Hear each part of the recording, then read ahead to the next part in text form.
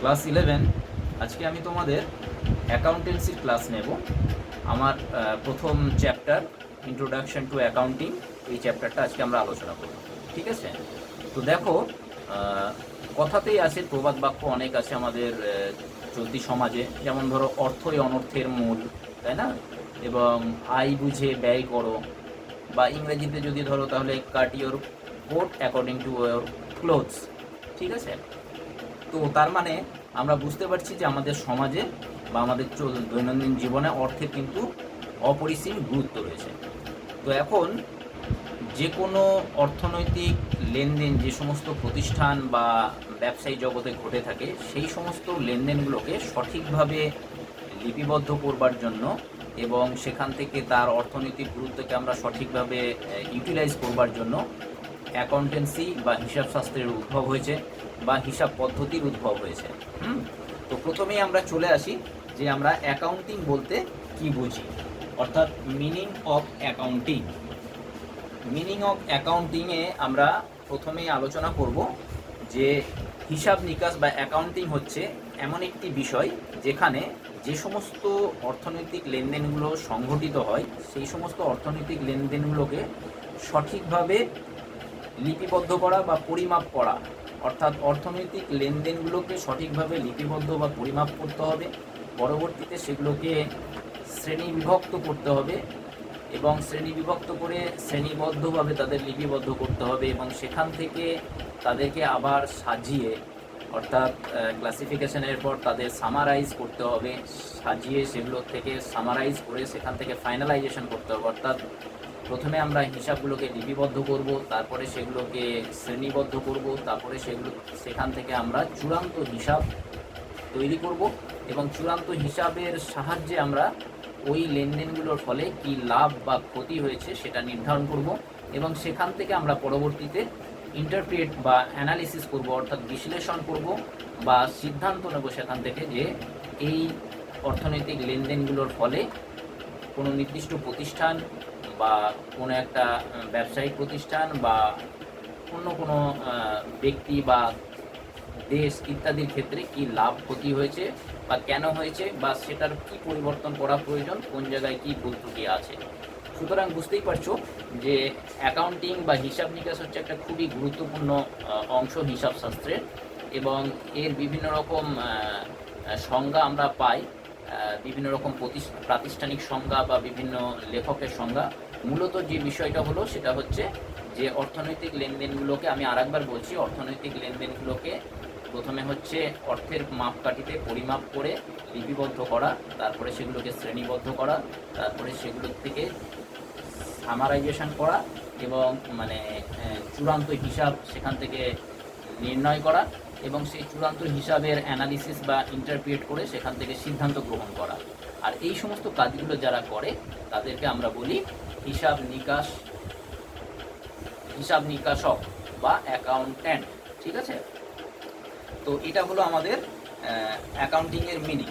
এর পরের পোর্শনে আমরা যাব ফাংশন অফ অ্যাকাউন্টিং, অর্থাৎ হিসাব নিকাশ করতে গিয়ে আমাদের কি কি কাজ করতে হয়, হিসাব নিকাশের ফাংশন। দেখো, প্রথমেই আমরা লিখেছি আইডেন্টিফিকেশন, যেটা আমরা একটু আগেই হিসাব নিকাশের সংজ্ঞার ক্ষেত্রে বললাম। অর্থাৎ আমরা কিন্তু সমস্ত ঘটনা বা লেনদেনের হিসাব নিকাশ করব না, শুধুমাত্র যেগুলোকে অর্থনৈতিক মাপকাঠিতে বা অর্থনৈতিক মানদণ্ডে যেগুলোকে পরিমাপ করা যাবে সেগুলোকে আমরা চিহ্নিত করব, এবং তারপরে আমরা করব কি, সেগুলো রেকর্ড করব, অর্থাৎ সেগুলোকে লিপিবদ্ধ করব। রেকর্ডিং করার পর আমরা সেগুলোর কী করব, ক্লাসিফিকেশন করব। অর্থাৎ রেকর্ডিং হয়ে যাওয়ার পর, লিপিবদ্ধকরণের পর আমরা সেগুলোকে শ্রেণী বিভক্ত করব, এবং শ্রেণী বিভক্তের জন্য আমাদের বিভিন্ন নিয়ম আছে, গোল্ডেন রুলস অফ অ্যাকাউন্টিং আছে, বা অ্যাকাউন্টিং তোমার ইকুয়েশন থেকেও আমরা ক্লাসিফিকেশনটা করতে পারি। সেখানে কিন্তু বিভিন্ন নিয়ম বা রুলস আছে যেগুলো আমাদেরকে ফলো করতে হয়। অর্থাৎ ধরো কোনোটা ক্যাশ অ্যাকাউন্ট, অর্থাৎ যেটা নগদ হিসাব সংক্রান্ত লেনদেন হয়েছে সেগুলোকে আমরা এক জায়গায় লিপিবদ্ধ করব। দেখা গেল যে কোনো একটা সম্পত্তি সম্পর্কিত লেনদেন হয়েছে অর্থনৈতিক, সেটাকে আমরা এক জায়গায় লিপিবদ্ধ করব। কোথাও দেখা গেলো যে ব্যক্তিগত অর্থনৈতিক লেনদেন হয়েছে, সেগুলোকে আমরা অন্য জায়গায় লিপিবদ্ধ করব। তাহলে ক্লাসিফিকেশনটা হচ্ছে এই জায়গায়। ফার্স্ট হলো আইডেন্টিফিকেশান, তারপরে রেকর্ডিং, তারপর হচ্ছে ক্লাসিফিকেশান। এরপর আমরা যখন ক্লাসিফিকেশন হয়ে যাবে তারপরে সেই ক্লাসিফিকেশনের অংশগুলোকে নিয়ে আমরা সামারাইজেশন করব এবং সেখান থেকে আমরা ফাইনাল রিপোর্ট তৈরি করব। অর্থাৎ আমরা এই জায়গাতে একটা ইংরাজিতে বলে ট্রায়াল ব্যালেন্স তৈরি করি এবং সেই ট্রায়াল ব্যালেন্স থেকে আমরা ফাইনাল অ্যাকাউন্ট তৈরি করি, মানে চূড়ান্ত হিসাব তৈরি করি। সেই চূড়ান্ত হিসাবেই আমরা অর্থনৈতিক লেনদেনগুলোর মাধ্যমে কি লাভ বা ক্ষতি হয়েছে সেটা নির্ণয় করে থাকি। ঠিক আছে, এরপরে আমরা চলে আসব অ্যানালিসিস এবং ইন্টারপ্রিটেশনের জায়গায়, অর্থাৎ অ্যাকাউন্টিংয়ের লাস্ট স্টেপ। এবং এখানে আমরা ওই হিসাব ব্যবস্থার সাহায্যে যে অর্থনৈতিক বছরে যে অর্থনৈতিক লেনদেনগুলো হয়েছে সেখান থেকে কি লাভ বা ক্ষতি হয়েছে, কেন হয়েছে, বা কী ব্যবস্থা নিলে সেগুলোর আরও উন্নতি করা যাবে ইত্যাদি বিষয়গুলো আমরা সেখানে ইন্টারপ্রেট করি এবং অ্যানালিসিস করে সেখান থেকে আমরা ডিসিশন নিই। আবার পরবর্তীতে চলে আসে আইডেন্টিফিকেশনের স্টেপ নেক্সট ফিনান্সিয়াল ইয়ারের জন্য, অর্থাৎ পরবর্তী অর্থনৈতিক বছরের জন্য। তাহলে মূলত অ্যাকাউন্টিংয়ের ফাংশন হচ্ছে এইগুলোই এবং এভাবেই অ্যাকাউন্টিংয়ের একটা লাইফ সাইকেল আছে, অ্যাকাউন্টিংয়ের সাইকেল আছে, যেটাতে আমরা প্রত্যেক ফিনান্সিয়াল ইয়ারে এর মাধ্যমেই আমাদের অ্যাকাউন্টিং পদ্ধতিটা চক্রাকারে আবর্তিত হতে থাকে।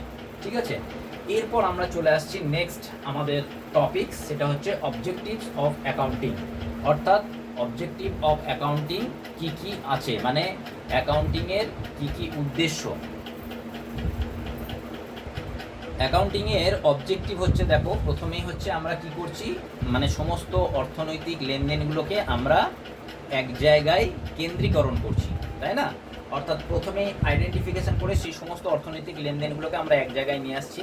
তারপরে আমরা কি করছি, দেখো যে সেখান থেকে আমরা বিভিন্ন রকম তথ্য, ইনফরমেশনের জন্য বিভিন্ন রকম তথ্য প্রস্তুত করছি। কি না, রেকর্ড করা হয়ে গেছে, ক্লাসিফিকেশন করা হয়ে গেছে, সেখান থেকে আমরা রেয়া মিল বা ট্রায়াল ব্যালেন্স তৈরি করেছি এবং ফাইনাল অ্যাকাউন্ট তৈরি করেছি। অর্থাৎ এই জায়গা থেকে আমরা বিভিন্ন রকম ইনফরমেশান পাচ্ছি, কত টাকা লাভ হয়েছে, কত টাকা ক্ষতি হয়েছে, কত টাকা নগদ লেনদেন হয়েছে, কত টাকা বিক্রি হয়েছে, কত টাকা ক্রয় হয়েছে বা কত টাকা ধার হয়েছে ইত্যাদি বিভিন্ন বিষয়গুলো কিন্তু আমরা এখানে তৈরি করছি এই অ্যাকাউন্টিংয়ের বিভিন্ন পদ্ধতির মাধ্যমে, কার্যকলাপের মাধ্যমে। অর্থাৎ বিভিন্ন রকম ইনফরমেশন আমরা গ্যাদার করছি এক জায়গায়। ওকে, এরপর আমরা কি করছি, নেক্সট যে অবজেক্টিভ সেটা হচ্ছে যে আর্থিক ফলাফল নির্ণয়। অর্থাৎ প্রতিষ্ঠানের লাভ বা ক্ষতি কী হচ্ছে, প্রতিষ্ঠানের ফিনান্সিয়াল কন্ডিশন কীরকম আছে, প্রতিষ্ঠান দেউলিয়া হয়ে যেতে পারে কিনা, বা প্রতিষ্ঠান আরও গ্রোথ করছে কিনা, প্রতিষ্ঠানের প্রত্যেক বছর লাভ বা ক্ষতি ক্রমশ বৃদ্ধি পাচ্ছে কিনা, ঠিক আছে, ইত্যাদি বিষয়গুলো আমরা আর্থিক ফলাফল নির্ণয় করি হিসাব নিকাশের মাধ্যমে। এরপরে যেটা আসছে সেটা হচ্ছে যে আর্থিক অবস্থাও আমরা কিন্তু প্রতিষ্ঠানে নির্ণয় করি। অর্থাৎ যখন আমরা ফাইনালাইজেশন করছি সেই জায়গাতে আমরা যে ফাইনাল অ্যাকাউন্ট তৈরি করি সেই সঙ্গে আমরা প্রতিষ্ঠানের ব্যালেন্স শিট তৈরি করি। ব্যালেন্স শিট মানে হচ্ছে প্রতিষ্ঠানের একটা বিবরণপত্র, যেখানে প্রতিষ্ঠানের যাবতীয় আয়, মানে যাবতীয় দায় এবং সম্পত্তি এগুলো লেখা থাকে। অর্থাৎ সেই সম্পত্তি এবং দায়ের অবস্থা দেখে যে কোনো ব্যক্তি ওই প্রতিষ্ঠানটার আর্থিক অবস্থাটা সম্বন্ধে জানতে পারে, যে প্রতিষ্ঠানে ক্যাপিটাল কীরকম, মূলধন কত পরিমাণ রয়েছে, কত পরিমাণ দেনা রয়েছে, প্রতিষ্ঠান কি তার অগ্রগতি হচ্ছে না, প্রতিষ্ঠানটা ভবিষ্যতে দেউলিয়া হয়ে যেতে পারে বা উঠে যেতে পারে, সেই ব্যালেন্স শিট কিন্তু তৈরি করতে হয়। এবং এটা কিন্তু হিসাব নিকাশের একটা গুরুত্বপূর্ণ উদ্দেশ্য, যেটার থেকে বিভিন্ন রকম ব্যক্তি, সরকার থেকে শুরু করে যারা ধার দেয় বা আর্থিক প্রতিষ্ঠান বা যারা কোনো ব্যবসায়িক প্রতিষ্ঠানে অর্থ লগ্নি করে, অর্থাৎ শেয়ার হোল্ডার, প্রত্যেকেই কিন্তু এই বিষয়গুলো দেখে। এমনকি সরকার সে ট্যাক্স আদায় করে ব্যবসায়ী প্রতিষ্ঠানের কাছ থেকে এই সমস্ত অর্থনৈতিক রিপোর্টগুলো থেকে। ঠিক আছে, তাহলে প্রতিষ্ঠানের আর্থিক অবস্থা কীরকম সেটাও কিন্তু হিসাব নিকাশের মাধ্যমে নির্ণয় করা হয়। ঠিক আছে, এরপরে যেটা হচ্ছে সেটা হচ্ছে যে বিভিন্ন প্রতিষ্ঠানের মধ্যে আবার আমরা কম্পেয়ার করতে পারি। অর্থাৎ হিসাব নিকাশের আর একটা অবজেক্টিভ হচ্ছে যে দেখা গেল যে টাটা কোম্পানি বেশি প্রফিট করছে না তার সঙ্গে তোমার বিড়লা বেশি প্রফিট করছে, কোন কোম্পানির সঙ্গে কোন কোম্পানির যে তুলনামূলক আলোচনা, অর্থাৎ 1 নম্বরকে 2 নম্বরকে 3 নম্বরকে বা তাদের কি কি বেনিফিট রয়েছে যেগুলো এই কোম্পানির নেই, এই ধরনের যে তুলনামূলক আলোচনাগুলো সেগুলো কিন্তু আমরা হিসাব নিকাশ থেকেই জানতে পারি। ঠিক আছে, তো এছাড়া ধরো তোমার হিসাব নিকাশ করলে প্রতিষ্ঠানের মধ্যে কোনো রকম জাল জোয়াচুরি বা ভুল ত্রুটি বা হিসাবের মধ্যে কেউ যদি কারচুপি করার চেষ্টা করে সেগুলো কিন্তু নির্ণয় করা যায়। অর্থাৎ হিসাব নিকাশের উদ্দেশ্য কিন্তু সেগুলোর থেকে প্রতিষ্ঠানকে বাঁচানো। আর এর থেকে বড় বিষয় হচ্ছে যে হিসাব নিকাশের ফলে, অর্থাৎ আর একটা বড় বিষয় হচ্ছে যে এই যে ব্যালেন্স শিট তৈরি করছি, ফাইনাল অ্যাকাউন্ট তৈরি করছি, এগুলো কিন্তু এক একটা প্রতিষ্ঠানের দলিল, মানে অর্থনৈতিক দলিল, যেগুলো আইনের চোখে, সরকারের চোখে, যে কোনো ব্যক্তির কাছে গ্রহণযোগ্য, এবং এগুলো থাকলে একটা প্রতিষ্ঠান তার ব্যবসায়িক কার্যকলাপের অগ্রগতি ঘটাতে পারে। ঠিক আছে, তো স্বাভাবিকভাবেই সরকারের ক্ষেত্রেও কিন্তু, সরকারের যে নীতি নির্ধারণ সেক্ষেত্রেও কিন্তু হিসাব নিকাশ প্রয়োজন। অর্থাৎ ব্যবসায়ের ক্ষেত্রে দেখা যায় যে সরকার বিভিন্ন সময় বিভিন্ন রকম ব্যবসাকে সহায়তা করে থাকে, কখনো কৃষিভিত্তিক ব্যবসাকে, কখনো ইন্ডাস্ট্রি শিল্প বিষয়ক ব্যবসাকে। সরকার তার বিভিন্ন রকম নীতি প্রয়োগের ক্ষেত্রে এই সমস্ত হিসাব নিকাশ দেখে দেশের উন্নয়ন কী করে হবে, সমাজের উন্নয়ন কী করে হবে, বিভিন্ন রকম উন্নয়নমূলক যে নীতি গ্রহণ করে, পরিকল্পনা গ্রহণ করে থাকে। দেশের অর্থনৈতিক প্রতিষ্ঠানগুলোর আর্থিক হিসাব নিকাশ থেকেই তারা একটা সঠিক দিশা বা পথ পেয়ে থাকে। ঠিক আছে, তো এরপর আমরা তাহলে এর পরের অংশে আমরা যেটা আলোচনা করব সেটা হচ্ছে নেচার অফ অ্যাকাউন্টিং। ওকে, অর্থাৎ হিসাব নিকাশের বৈশিষ্ট্য বা চরিত্র বলতে কি বুঝি আমরা। দেখো, হিসাব নিকাশ করতে গেলে বিভিন্ন রকম আমাদেরকে মানে বিভিন্ন রকমভাবে দক্ষতার পরিচয় দিতে হয়। অর্থাৎ হিসাব নিকাশকে এক ধরনের শিল্প রীতিও বলা যেতে পারে, যেটাকে আমরা চলতি কথায় বলি আর্ট। আর্ট মানে অর্থাৎ শিল্পকলার মাধ্যমে হিসাব নিকাশ করা হয়। কেননা কিছু কিছু ক্ষেত্র আছে যে জায়গাগুলোতে হিসাব নিকাশ করতে গেলে প্রত্যুৎপন্নিতার বা নিজস্ব তোমার বুদ্ধি বা বিচক্ষণতার প্রয়োজন হয়ে থাকে। একই চিরাচরিত পদ্ধতিতে বা একই রীতিতে যদি আমি হিসাব করি, তাহলে সেক্ষেত্রে অনেক সময় ফলাফল ঠিক নাও আসতে পারে। যেমন ধরো, কোনো একটা প্রতিষ্ঠানের যদি হিউম্যান রিসোর্সের ভ্যালুয়েশন করতে হয়, অর্থাৎ কোনো একটা প্রতিষ্ঠানের যে মানব সম্পদ রয়েছে তার যদি মূল্যায়ন করতে হয়, সেই ক্ষেত্রে কিন্তু এক একজনের মূল্যায়ন এক এক রকম হবে। অর্থাৎ কোনো প্রতিষ্ঠান তার মানব সম্পদকে বিভিন্ন রকমভাবে মূল্যায়ন করতে পারে।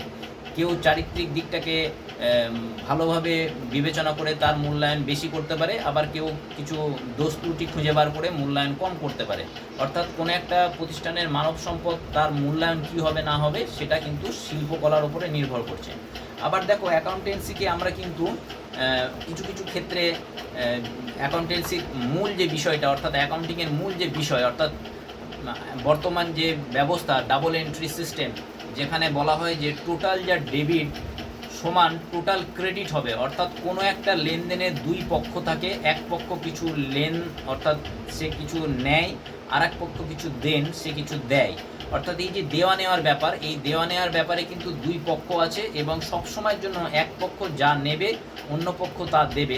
তার ফলে টোটাল এই লেনদেনটা কিন্তু সবসময় সমান হবে, যে ক্ষেত্রে একটা মূল ইকুয়েশনের উপর আমাদের হিসাব ব্যবস্থাটা দাঁড়িয়ে আছে, যেটাকে আমরা ডেবিট এবং ক্রেডিট বলি।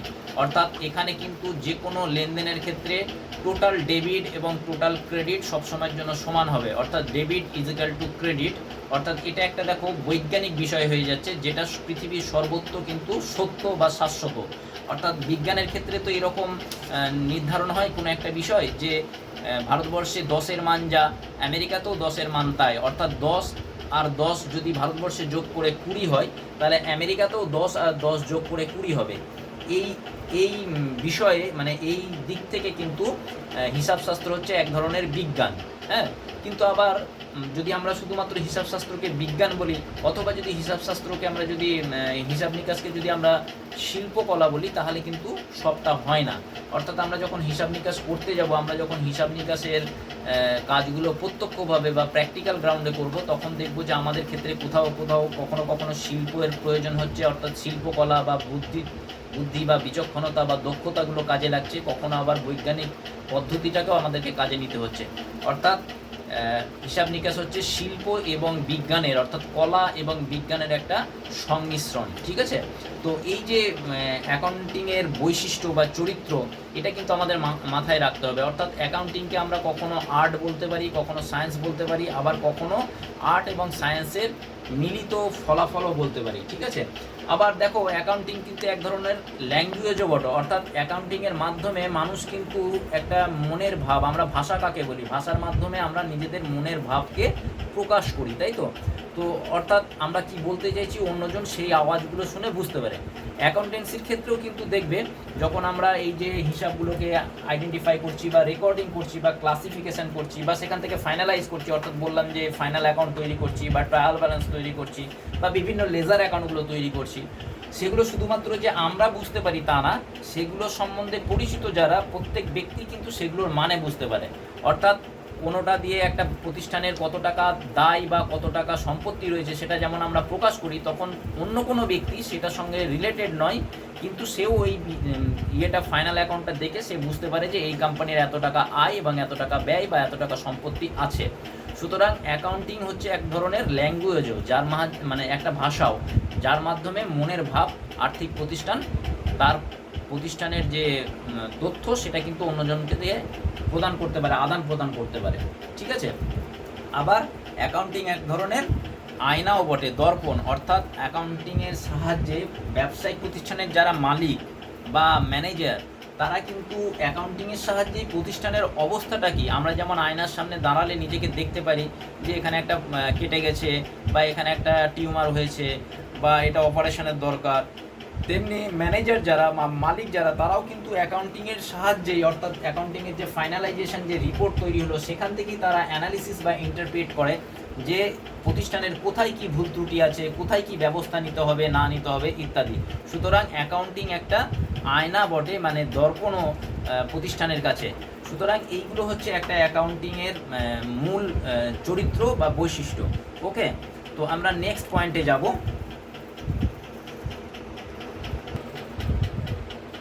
Matters concerning to accounting. ঠিক আছে, অর্থাৎ যে সমস্ত বিষয়গুলো অ্যাকাউন্টিংয়ের সঙ্গে জড়িত। তো দেখো এখানে প্রথমে আমি লিখেছি বুক কিপিং, অ্যাকাউন্টেন্সি এবং অডিটিং। হ্যাঁ, তো বুক কিপিং, এতক্ষণ আমরা অ্যাকাউন্টিং নিয়ে আলোচনা করছিলাম। অ্যাকাউন্টিংয়ে আমরা যে আলোচনা করছিলাম টোটাল এই সাইকেলটা, হ্যাঁ, তো এই সাইকেলটা থেকে যদি আমরা এই অংশটা পর্যন্ত নিই তাহলে আমরা চলে আসবো যে বুক কিপিংয়ের জায়গা। অর্থাৎ বুক কিপিং মানে হচ্ছে প্রথমে আইডেন্টিফিকেশান অফ ট্রানজ্যাকশান করতে হবে, অর্থাৎ প্রত্যেকটা লেনদেনকে সঠিকভাবে চিহ্নিত করতে হবে এবং পরে সেগুলোকে লিপিবদ্ধ করতে হবে। লিপিবদ্ধ করার পর সেগুলোকে শ্রেণীবদ্ধকরণ বা সঠিকভাবে সাজানো পর্যন্ত কাজ হচ্ছে বুক কিপিংয়ের। অর্থাৎ এটা হচ্ছে হিসাবশাস্ত্রের বা অ্যাকাউন্টিংয়ের প্রথম ধাপ আমরা বলতে পারি, এবং এই কাজটা যারা করে তাদেরকে আমরা বলি বুক কিপার। ঠিক আছে, এর পরের যে অংশটা সেটা হচ্ছে তার সঙ্গে রিলেটেড হচ্ছে, মানে অ্যাকাউন্টিংয়ের টোটাল পোর্শনটা কিন্তু এই সবটা নিয়ে, তাহলে ফাইনালাইজেশন বা অ্যানালিসিস অফ ইন্টারপ্রিটেশন এগুলো কিন্তু অ্যাকাউন্টিংয়ের অন্তর্গত, কিন্তু বুক কিপিংটা হচ্ছে এতটা পর্যন্ত, ক্লাসিফিকেশন পর্যন্ত। ঠিক আছে, তাহলে বোঝা যাচ্ছে যে অ্যাকাউন্টিং সেটা কিন্তু বুক কিপিংয়ের থেকে অনেক বেশি তার ক্ষেত্র বা এরিয়া এবং পরিধি। এরপরে আমরা চলে আসছি অ্যাকাউন্টেন্সি। তাহলে অ্যাকাউন্টেন্সি আমরা কাকে বলবো? অ্যাকাউন্টেন্সি হচ্ছে এই যে টোটাল বিষয়টা চলছে, অর্থাৎ অর্থনৈতিক হিসাব নিকাশের যে টোটাল বিষয়, তার যে ভান্ডার, তার যে জ্ঞানের ভান্ডার, তার যে নিয়ম রীতি নীতি, কী পদ্ধতিতে এগুলো করা হচ্ছে, কেন করা হচ্ছে, কখন করা হচ্ছে, কিভাবে করতে হবে, কিভাবে করলে সেটা সফলভাবে হবে, সঠিকভাবে হবে, সেখানে সমস্ত বিষয় সেগুলোর উল্লেখ করা থাকে, নিয়ম রীতি নীতি, অর্থাৎ এগুলো সেখানে উল্লেখ করা থাকে। তাহলে সেই জায়গাটা, সেই যে শাস্ত্রটা, সেই শাস্ত্রে যেখানে আলোচনা করা হচ্ছে যে অ্যাকাউন্টিংয়ের পদ্ধতি কী কী হবে, বুক কিপিংয়ের পদ্ধতি কী কী হবে, সেই শাস্ত্রটাকে আমরা বলছি হিসাবশাস্ত্র। ওকে, বোঝা গেল? তো হিসাবশাস্ত্র মানে তাহলে কি দাঁড়ালো, যে আমরা অ্যাকাউন্টিংয়ের যে সমস্ত বিষয়, অর্থাৎ identification, recording, classification, finalisation, analysis and interpretation ইত্যাদি বিষয়গুলো করব, এবং তার যে দিশা বা পথ দেখাবে যে বই আমাদেরকে, যে শাস্ত্র, সেই শাস্ত্রকে আমরা বলবো হিসাবশাস্ত্র। আমি খুব সহজে ছোট করে তোমাদেরকে বোঝালাম। তোমরা ইন ডিটেলস বইয়ের থিওরি টেক্সট বই তোমাদেরকে আগের দিন কিনতে বলেছি, যে কোনো একটা টেক্সট বই তোমরা কিনবে, তাহলে সেখানে সমস্ত সুন্দরভাবে আছে, তোমরা সেগুলো পড়লেই ক্লিয়ার হবে। ওকে, এরপরে আমরা চলে আসছি আর একটা পোর্শন, দেখো সেটা হচ্ছে অডিটিং। অডিটিং, এটা নিয়ে আমরা এখনো পর্যন্ত আলোচনা করিনি। অ্যাকাউন্টিংয়ের একটা পোর্শনে আমরা বলেছিলাম যে অবজেক্টিভের ক্ষেত্রে যে যদি কোনো হিসাবের মধ্যে ভুল ত্রুটি বা জাল জুয়াচুরি হয়ে থাকে, তাহলে সেই ভুল ত্রুটি বা জাল জুয়াচুরি কিন্তু খুঁজে বার করা যায় সেই অ্যানালিসিস এবং ইন্টারপ্রিটেশনের জায়গায়। অর্থাৎ হিসাবশাস্ত্রে যখন ফাইনালাইজেশন হয়ে গেল হিসাব, যেখানে আমরা ফাইনাল অ্যাকাউন্ট তৈরি করলাম, প্রতিষ্ঠানের ব্যালেন্স শিট তৈরি করলাম, এর পরের পোর্শন যে অ্যানালিসিস বা ইন্টারপ্রিটেশনের জায়গায়, সেই জায়গায় কিন্তু একটা ইন্টারনাল অডিটারও থাকে, যারা অর্থাৎ নিরীক্ষক, যেমন পরীক্ষক, অর্থাৎ তোমরা পরীক্ষা জন্য প্রিপারেশন নিলে, পরীক্ষায় প্রশ্নপত্র এলো, প্রশ্নপত্র থেকে উত্তর দিলে এবং সেই উত্তর তোমরা ঠিক লিখলে না ভুল লিখলে, সেগুলো কারা দেখে? এক্সামিনাররা, তাই না? তারা পরীক্ষার খাতা দেখে বিচার করে যে তুমি 100-তে কত পেলে, কোথায় ভুল হলো, কোথায় ঠিক হলো।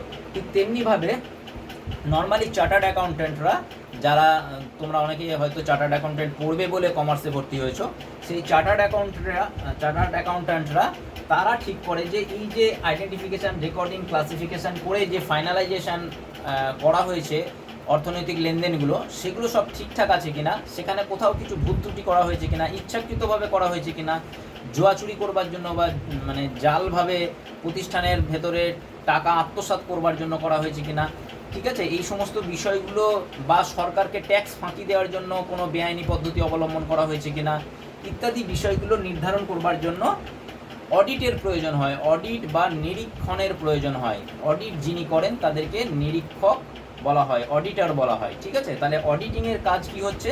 যে সমস্ত অর্থনৈতিক লেনদেনগুলো যেগুলো লিপিবদ্ধ হয়েছে সেগুলো সঠিক এবং শুদ্ধ কিনা, এবং সেটা হিসাবশাস্ত্রের নিয়ম অনুযায়ী করা হয়েছে কিনা, ঠিক আছে। তাহলে এইটা হলো মানে আমাদের অডিটিংয়ের বৈশিষ্ট্য বা অডিটিং বলতে বোঝায়। এরপরে আমরা চলে আসছি নেক্সট পয়েন্ট, বুক কিপিং ভার্সেস অ্যাকাউন্টিং। অর্থাৎ বুক কিপিং এবং অ্যাকাউন্টিংয়ের মধ্যে কি কি পার্থক্য আছে। তোমরা একটু আগেই যে আলোচনা করছিলাম, তোমরা বুঝতে পারছো যে সেই আলোচনা থেকেই তোমরা কিন্তু পার্থক্যগুলো লিখতে পারবে। যেমন ধরো, প্রথমটা তোমরা সংজ্ঞা দিলে যে বুক কিপিং বলতে বোঝায় যে অর্থনৈতিক লেনদেনগুলোর নির্বাচন এবং সেগুলোকে লিপিবদ্ধ করা বা শ্রেণীবদ্ধ করা, তাই না? কিন্তু অ্যাকাউন্টিং বা হিসাব নিকাশের সংজ্ঞা হচ্ছে যে এই সমস্ত পদ্ধতি, অর্থাৎ নির্বাচন করা, লিপিবদ্ধ করা, শ্রেণীবদ্ধ করা এবং চূড়ান্ত হিসাব নিকাশ করা, এবং সেখান থেকে বিশ্লেষণ ও তোমার ইন্টারপ্রেট করা হচ্ছে, তাকে আমরা একত্রে বলছি অ্যাকাউন্টিং। সুতরাং এর দ্বিতীয় পয়েন্ট তোমরা বলবে যে বুক কিপিংয়ের পরিধি অনেক কম, অ্যাকাউন্টিংয়ের পরিধি অনেক বেশি। বুক কিপিং যিনি করেন তাকে বুক কিপার বলা হয়, অ্যাকাউন্টিং যিনি করেন তাকে অ্যাকাউন্ট্যান্ট বলা হয়, তাই না? তো সুতরাং এইভাবে তোমরা এখান থেকে বুক কিপিং এবং অ্যাকাউন্টিংয়ের মধ্যে পার্থক্য অবশ্যই তৈরি করতে পারবে। মোটামুটি থিওরির প্রশ্ন ছোট থাকে, 4-5টা পয়েন্ট লিখলেই হবে। তো স্বাভাবিকভাবেই অ্যাকাউন্টিংয়ের বিষয়ে অনেক বেশি জ্ঞানের অধিকারী হতে হয় অ্যাকাউন্ট্যান্টকে, মানে তাকে অনেক বেশি দক্ষ হতে হয়, অনেক বেশি জানতে হয়। কিন্তু বুক কিপারের অতটা জ্ঞানের প্রয়োজন নেই, বা তাকে বিভিন্ন রকম অ্যানালিসিস, ইন্টারপ্রিট বা করতে হয় না, অর্থাৎ বিভিন্ন রকম তথ্য পরিবেশন করা তার প্রয়োজন হয় না, বা সেখান থেকে কিছু বিশ্লেষণমূলক বিষয় বিবেচনা করা হয় না। এইভাবে তোমরা 5-6টা পয়েন্ট এখান থেকে করবে। তো আজকে আমাদের থিওরির পোর্শন আলোচনা করলাম আমরা, এতটাই থাকলো। নেক্সট ডে অন্য আলোচনা হবে।